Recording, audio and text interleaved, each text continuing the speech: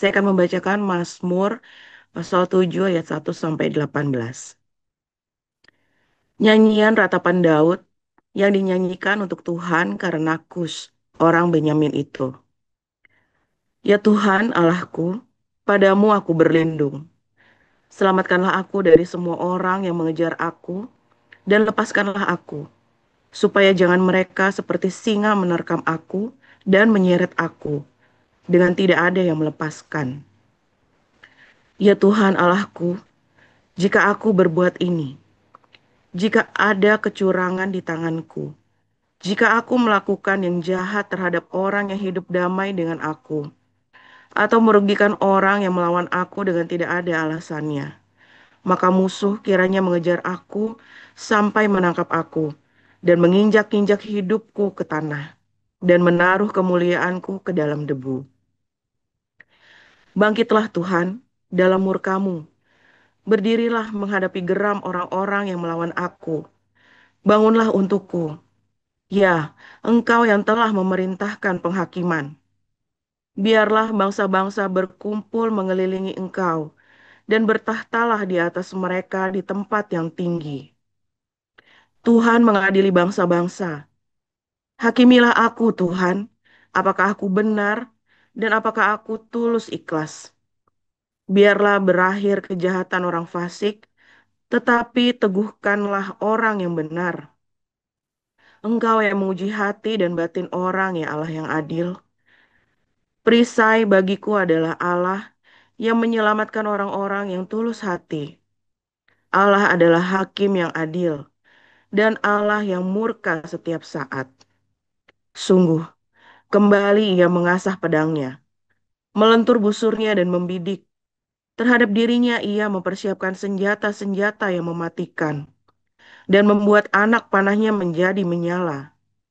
Sesungguhnya, orang itu hamil dengan kejahatan. Ia mengandung kelaliman dan melahirkan dusta. Ia membuat lobang dan menggalinya, tetapi ia sendiri jatuh ke dalam pelubang yang dibuatnya. Kelaliman yang dilakukannya kembali menimpa kepalanya, dan kekerasannya turun menimpa batu kepalanya. Aku hendak bersyukur kepada Tuhan karena keadilannya, dan bermasmur bagi nama Tuhan yang maha tinggi. Demikian.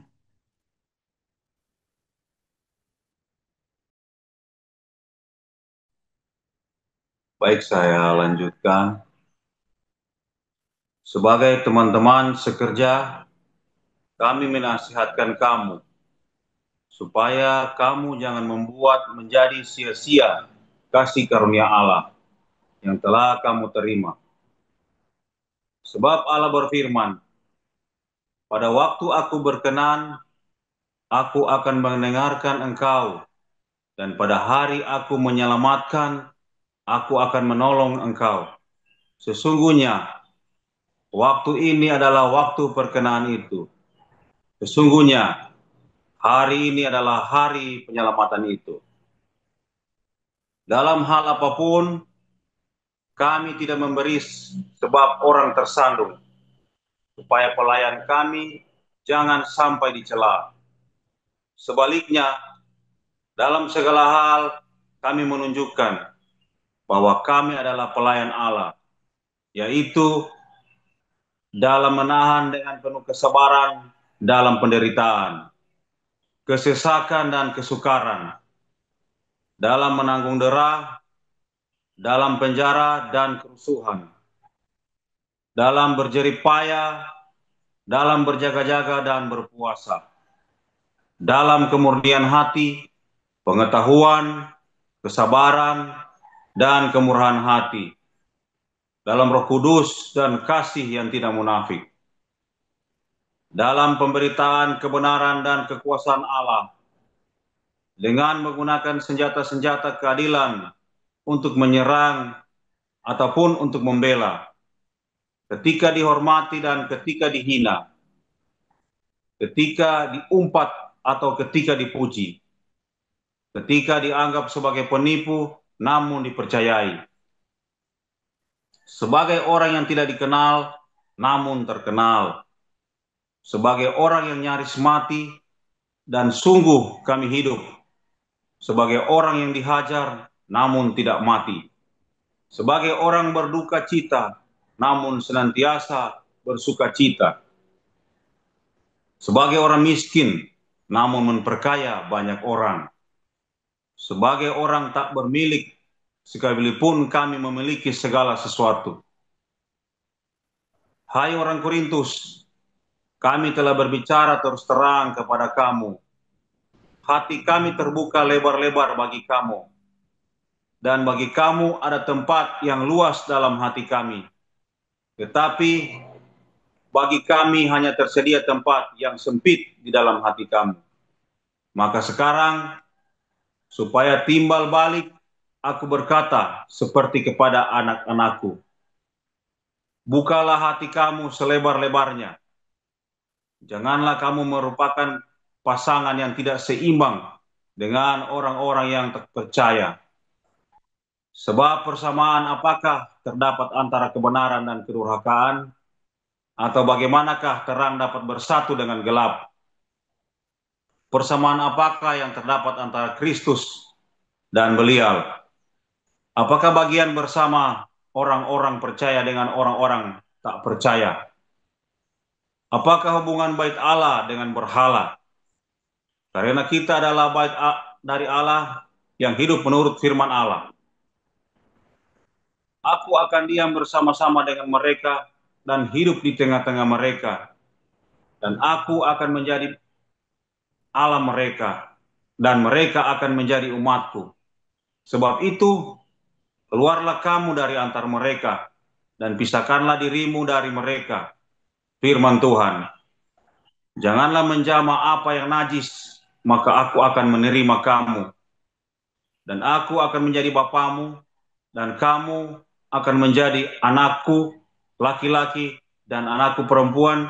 Demikianlah firman Tuhan yang Maha Kuasa. Luar biasa. Oke, firman Tuhan selalu baru setiap hari.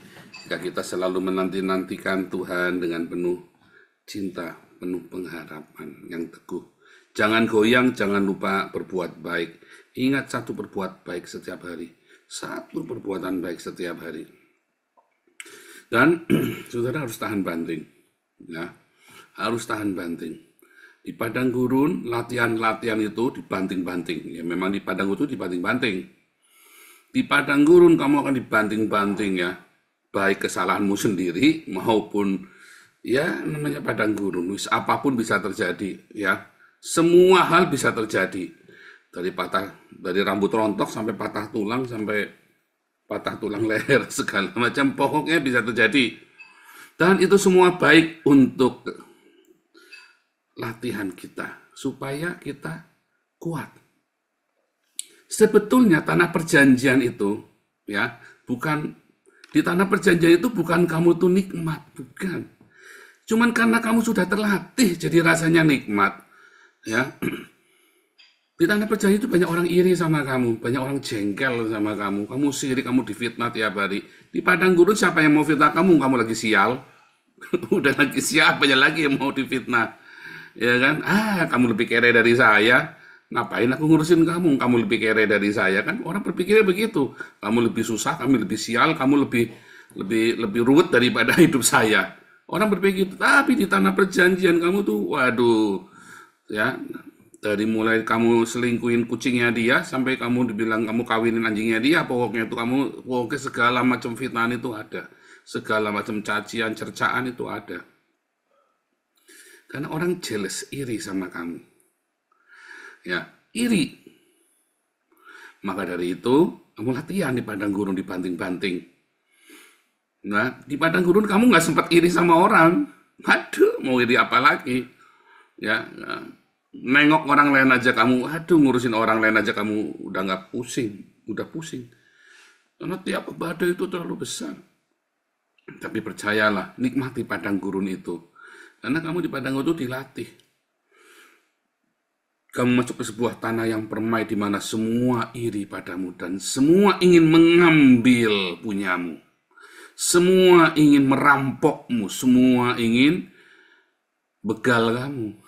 Semuanya ingin membuat kamu hancur. Jadi tantangannya besar sekali. Kamu masuk tanah perjanjian itu tidak lebih kecil daripada padang gurun. Tapi di padang gurun kamu latihan tiap hari karena kamu nggak ada gawean lain selain latihan. Orang-orang Yahudi, orang-orang Israel itu di padang gurun tidak bisa bercocok tanam. Kerjanya tiap hari apa? Latihan perang-perangan, latihan megang senjata. Anak umur 6 tahun aja belajar pakai pisau belati, belajar pakai panah. Anak 6 tahun sudah dilatih semuanya, disiplin yang luar biasa di padang gurun itu. Begitu kamu masuk tanah perjanjian, anak-anak ini menjadi tentara-tentara yang luar biasa. Siapapun tidak bisa ambil sampai mereka keenakan di tanah perjanjian. Ya, Salomo lupa betapa susahnya padang gurun. Anaknya Salomo lupa betapa susahnya padang gurun. 400 tahun kemudian kerajaan itu bubar, pecah jadi 2. Dan akhirnya mereka harus kembali ke padang gurun, dibuang, dilempar dari tanah perjanjian, bukan padang gurun namanya, ke pembuangan. Maka dari itu, supaya kamu jangan sampai dibuang, supaya kamu tetap tinggal di tanah yang Tuhan janjikan kepadamu. Kamu latihanlah, nikmatilah padang gurun. Setiap kamu lagi termehek-mehek, setiap kamu lagi, aduh badan sakit semua, bilang ini latihan. Bersukacitalah, karena nanti ketika kamu memperoleh tanah perjanjianmu, banyak orang akan merebutnya darimu. Dan kamu harus siap dengan semua latihan itu, latihan rendah hati. Loh, tidak ada latihan lain. Peperangan yang paling mengerikan adalah peperangan terhadap pikiran kita yang sombong, pikiran kita yang arogan, yang angkuh, pikiran kita yang tersinggungan, dihina orang tidak mau, ya. Makanya kamu kere terus kan, karena kamu sombong. Ya, makanya kamu nggak bolak-balik pindah kerjaan. Makanya kamu, ya maaf, akhirnya kawin cerai terus. Kamu akhirnya laki-laki keluar dari kerjaan, gonta-ganti kerjaan setahun mah bisa 7 kali. Karena kamu terlalu sombong. Di padang gurun itulah kamu diajari rendah hati. Begitu kamu lulus semua training pelatihan padang gurun, kamu akan dapatkan satu ijazah, sertifikat kerendahan hati. Apakah sudah lulus? Enggak, kamu harus next level. Ya, karena di tanah perjanjian kamu tetap harus rendah hati. Tetap harus tahan dengan segala cercaan dan hinaan. Karena begitu kamu goyang dengan kerendahan hati, maka tanah perjanjian itu kan jatuh ke tangan orang. Berbahagialah orang yang rendah hati, karena dia akan memiliki bumi. Dia akan mewarisi negeri. Masalahnya, kamu tidak rendah hati. Kamu tersinggungan, ngamukan, ngentutan, repot. Repot sekali. Akhirnya, orang yang mewarisi, kamu enggak, salah siapa? Sudah di tangan, karena kamu tidak rendah hati, kamu meninggikan dirimu dan kamu terjatuh, maka tanah perjanjian itu jatuh ke tangan orang. Dan orang tidak akan menikmati tanah perjanjianmu, dia akan rusak tanah perjanjian itu sampai kamu lupa kalau kamu punya tanah perjanjian. Ya, sampai kamu lupa, orang-orang yang meninggalkan Tuhan itu sampai lupa betapa sengsara menderitanya, sampai dia lupa kalau dia punya tanah perjanjian loh. Karena dibuang, dicabut. Sama seperti orang Israel 2000 tahun, dicabut sampai ada banyak yang lupa kalau mereka punya tanah perjanjian. Latihan di padang gurun, latihan. Semua latihan yang kamu lakukan, mau angkat ini, angkat itu, lari sana, lari sini, mau push up 100 kali, mau squat jam, tujuannya adalah supaya kamu rendah hati. Rendah hati dari sisi ini, rendah hati dari sisi itu, rendah hati ketika beginiin, rendah hati ketika difitnah, rendah hati ketika dihina, rendah hati ketika kamu direndahkan, rendah hati ketika kamu nggak punya dan direndahkan, rendah hati ketika kamu punya dan diremehkan. Berbagai macam jenis kerendahan hati. Apa aja tadi? rendah hati ketika difitnah. Ya, belum tahu nih, kita balas fitnah lebih kejam daripada pembunuhan. Pembalasan gua akan 10 kali lipat, lebih kejam. Rendah hati terhadap apa? Karena kamu bodoh dan kamu dihina-hina. Karena kamu bodoh kesalahanmu sendiri. Rendah hati ketika kamu diremehkan sekalipun kamu bisa. Rendah hati ketika kamu tidak sama didiskriminasikan. Rendah hati ketika kamu pintar, kamu cerdas, tetapi kamu sengaja dijatuhkan. Ya, rendah hati ketika apalagi banyak sekali yang membuat kamu jatuh dalam kerendahan hati. Ya kan? Kerendahan hati ketika kamu merasa kamu paling hebat, tapi kamu tahu semua itu hanya karena Tuhan, bukan karena kamu. Kamu semua aspek di padang gurun, semua latihan-latihan itu supaya kamu rendah hati. Masalahnya nggak kelar-kelar kan? Kan saya bilang di padang gurun itu cuman kamu butuh, ya Tuhan, aku berserah padamu, apapun terjadi terjadilah. Tiba-tiba kamu nyampe. Karena itulah sebab ucapan kerendahan hatian, pengakuan bahwa kamu memang sudah selesai. Nggak sanggup, hanya Tuhan yang sanggupkanmu. Kalau gitu kenapa kamu tersinggungan? Kalau gitu kenapa kamu masih jengkel, orang menghina kamu, meremehkan kamu? Kalau gitu mengapa kamu masih marah ketika orang melakukan meremehkan kamu, menghina karena kamu memang bodoh? Kalau gitu kenapa kamu masih marah ketika orang nggak nganggap kamu ada? Nggak usah marah. Ya, rendah hati. Kamu nggak ada, katanya orang-orang. Nggak ada, Paulus itu nggak ada. Paulus itu siapa sih? Kamu belum tahu siapa saya. Rendah hati. Ya, ketika bahkan kamu memang ternama, kamu terkenal populer, kamu tetap rendah hati. Kamu tetap akui Tuhan dalam segala langkahmu. Simple. Karena itulah latihan di padang gurun diperlukan. Supaya di tanah perjanjian kamu bertahan di sana. Dan karena di tanah perjanjian itu orang rebutan mau ambil dari kamu. Supaya kamu jatuh. Supaya kamu rusak. Supaya kamu ruwet.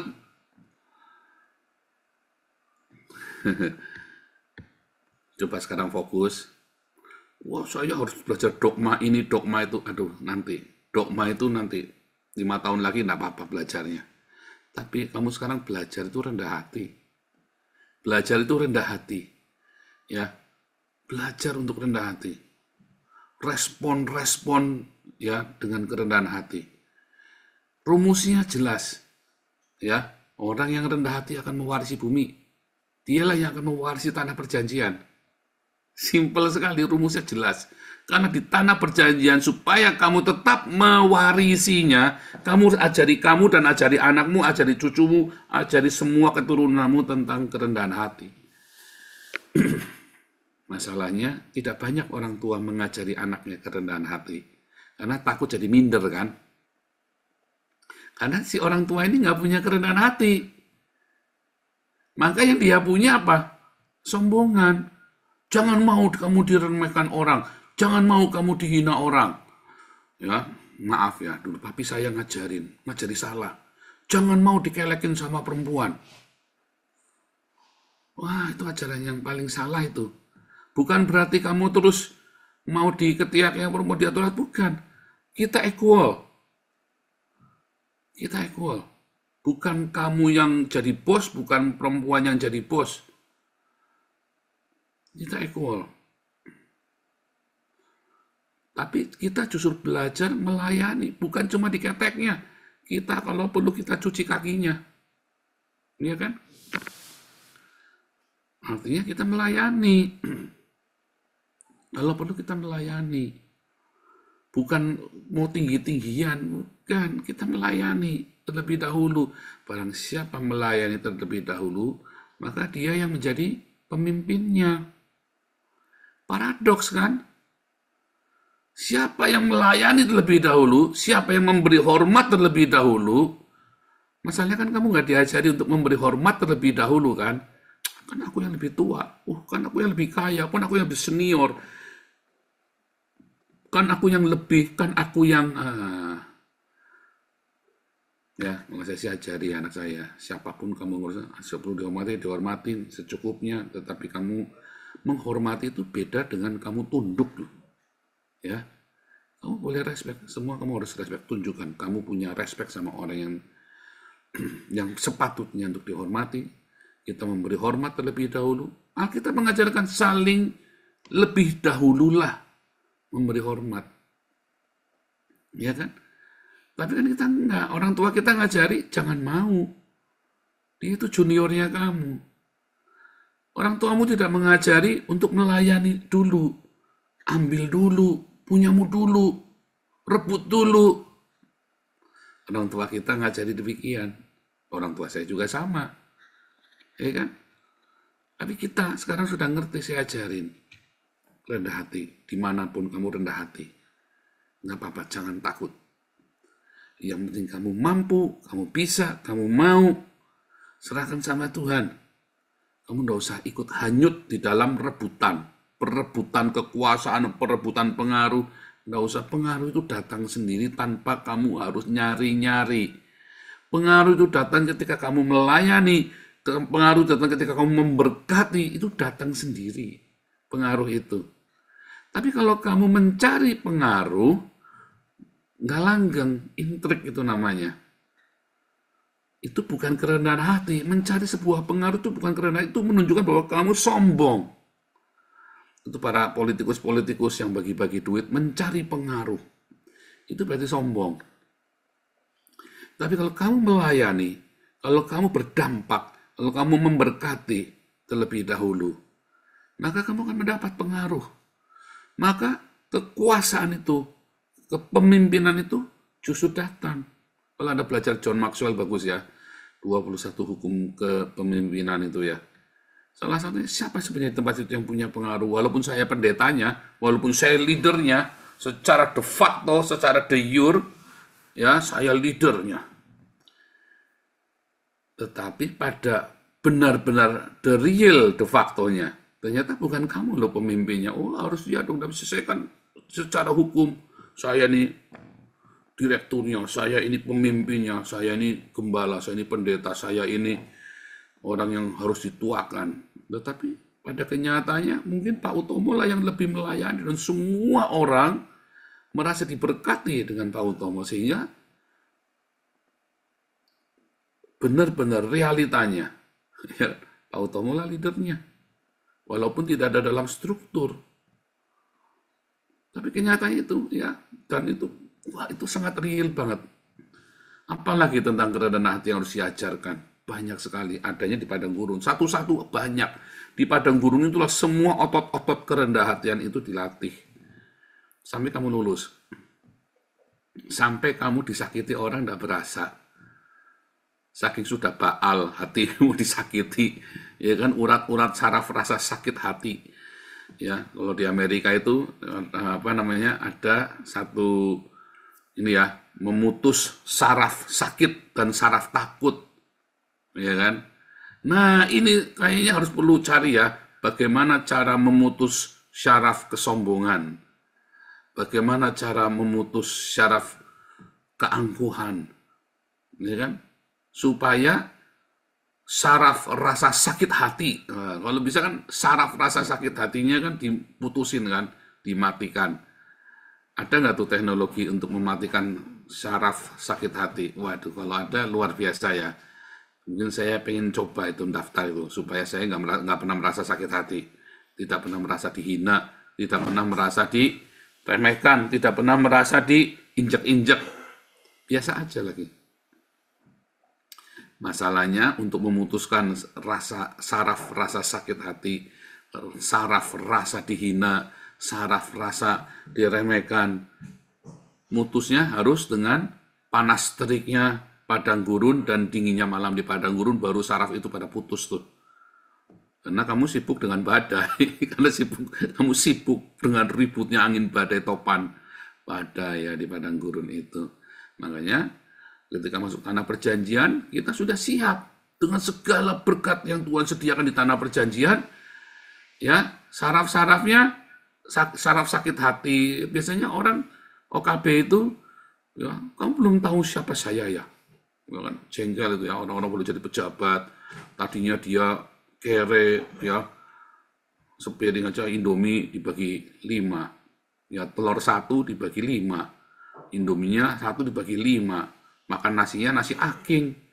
Setiap kali ada orang datang rendah hati, muntuk-muntuk, selalu melayani. Baru diangkat jadi kepala RW, saudara ya. Baru jadi ketua RW. Waduh, udah rasanya lebih tinggi pangkatnya daripada Pak Gubernur. Bahkan ya, mau ditelepon aja susahnya minta ampun. Lebih gampang nelpon Prabowo daripada Pak RW, ketua RW. Dulu saya ngalami ya. Ada ketua RT 1, lagunya minta ampun. Saya cuma minta tanda tangan pindah KTP loh, KTP Salatiga saya itu loh, susahnya minta ampun. Akhirnya matinya kena cancer ya, biaya. Saya cuma minta tanda tangan, minta surat pindah itu loh. Dia marah, nggak suka. Dia gedek-gedek gitu ya. Ini orang sudah mau mati loh, sudah cengap-cengap kena cancer itu loh. Saya cuma minta tanda tangan, itu saya sudah minta bertahun-tahun, tidak dikasih-kasih. Makanya alamat saya kan cuma dapetnya Salatiga terus itu kan. Ya itu kehendak Tuhan coba. Itu maunya Tuhan tuh ternyata tuh. Ya kan, jadi nyampernya ke Salatiga. Ya kan, karena KTP saya KTP Salatiga dulu kan. Itu maunya Tuhan. Itu rencana Tuhan aneh-aneh ya. Tapi saya ini heran, baru jadi ketua RT saja sombongnya rasanya. Rasanya saya dulu nemuin, maaf ya, ada suaminya presiden itu ya. Saya lebih gampang dulu saya nemuin dia itu daripada nemuin ketua RT ini. Serius ya. Dulu saya ketemu sama menteri itu lebih gampang daripada sama ketemu ketua RT ini. Selalu katanya ndak ada. Heran ya. Baru jadi ketua RT rasanya sudah kayak yang punya negara. Ya biasa. Saya juga sombong, baru nggak ditemuin aja sakit hati. Kupluk saya juga kupluk, dia kupluk saya lebih kupluk lagi kan. Kenapa jadi mesti sakit hati kan? Ternyatanya akhirnya gara-gara KTP saya Salatiga, semua wartawan, semua orang ormas Islam larinya ke Salatiga semua kan. Nggak ke rumah saya yang asli kan. Kan baik kan, kenapa saya mesti marah-marah coba? Kurang ngajar, tak santet tuh. Tak kutuk kamu jadi kodok di dalam silitku, saya bilang begitu. Sampai jengkel banget ya saudara ya. Saya misu-misu itu ya.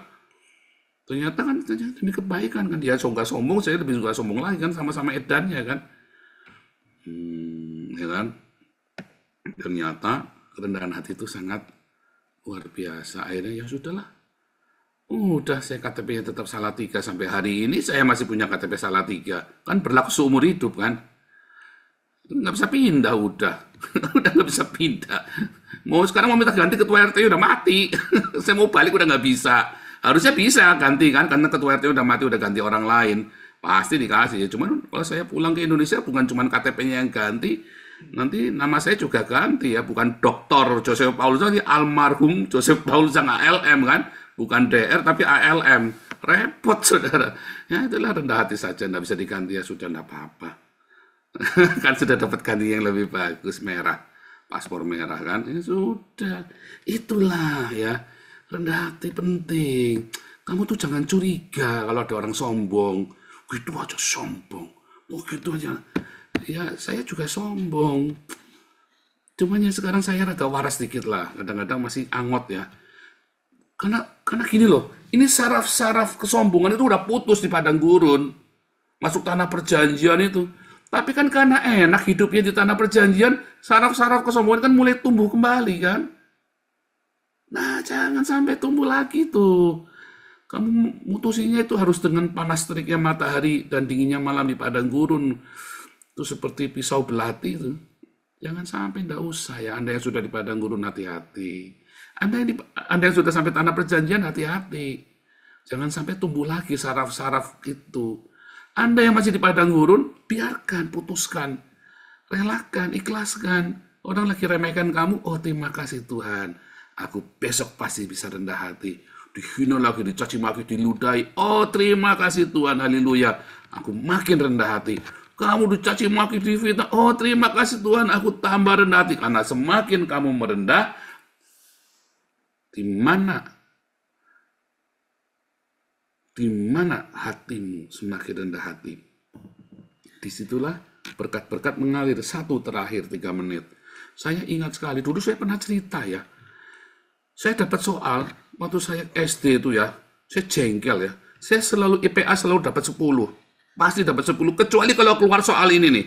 Di tempat datar air mengalir, titik. Saya jawabnya bilang salah. Nggak mungkin di tempat datar air mengalir. Gurunya gobloknya minta ampun ngasih soal begitu. Di tempat datar air mengalir, titik. Ya salah kan? Nggak mungkin di tempat datar air mengalir. Tidak mungkin, selamanya tidak mungkin di tempat datar air mengalir. Tidak mungkin. Saya entah kenapa berkali-kali 5 kali ulangan keluar 5 kali. 1 tahun keluar 5 soal ini selalu salah. Terakhir saya penasaran, tak bener-bener tak tungguin itu ya. Karena semua yang jawab juga salah, kecuali yang les. Yang les itu nggak mau ngasih tahu, kurang asem. Jadi suatu ketika, nggak sengaja saya dapat bocoran. Di tempat datar, air mengalir, titik. Ada anak sok tahu. Yang ngacung. Ya, kebetulan dia les sama gurunya. Kan nggak boleh les sama gurunya kan. Tapi dia kebetulan mungkin sok tahu, sok pinter. Mencari tempat yang rendah. Loh, jawabannya kok gampang banget. Di tempat datar, air mengalir, mencari tempat yang rendah. Kenapa saya nggak tahu ya? Saya juga tahu air mengalir mencari tempat yang rendah, tapi di tempat datar air nggak mungkin mengalir. Nah, di tempat yang rendah itulah semua berkat-berkat dicurahkan, semua aliran-aliran sungai kehidupan pergi ke sana. Setuju? Tahan banting ya. Setiap kali kamu dihina, difitnah, diapain, terima kasih Tuhan, tambah rendah hati. Terima kasih Tuhan, tambah rendah hati. Ingat soal IPA. Di tempat datar, air mengalir, titik. Jawab ya. Jangan salah lagi, saya 5 kali salah lo ngisi lo. Kamu masa selalu tak kasih bocoran? Kelewatan.